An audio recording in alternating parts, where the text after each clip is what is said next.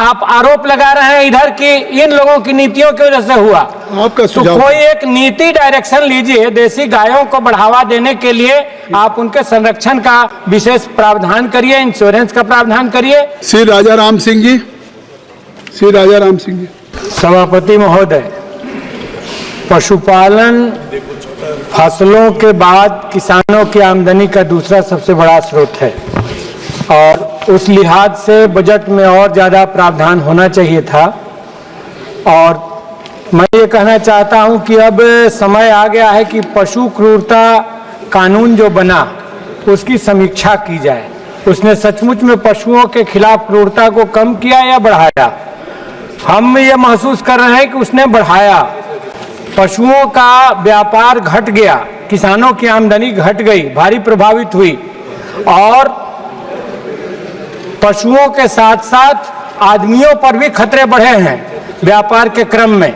इसकी पूरी समीक्षा होनी चाहिए। आवारा पशुओं से किसान परेशान हैं पूरे देश में। पहले से वे जंगली जानवरों से परेशान थे, अब आवारा पशुओं से परेशान हैं। हमारा ये कहना है कि बाहर से जो हम दूध या दूध उत्पादक चीज़ों का आयात करते हैं तो भारतीय किसानों के हित को ध्यान में रख करके उसको सेंटर में रख के किया जाए। ऐसा नहीं हो कि यहाँ पर हमारा डेयरी उद्योग प्रभावित होने लगे।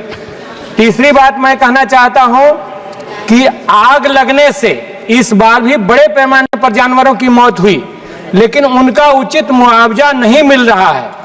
इसका हम ऊपर से लेजिस्लेशन करें, उन पर ध्यान दें, इंश्योरेंस की व्यवस्था करें। गाय पर तो बात हुई है, गाय पर राजनीति बहुत हुई है, लेकिन गाय के संरक्षण के उपाय हों।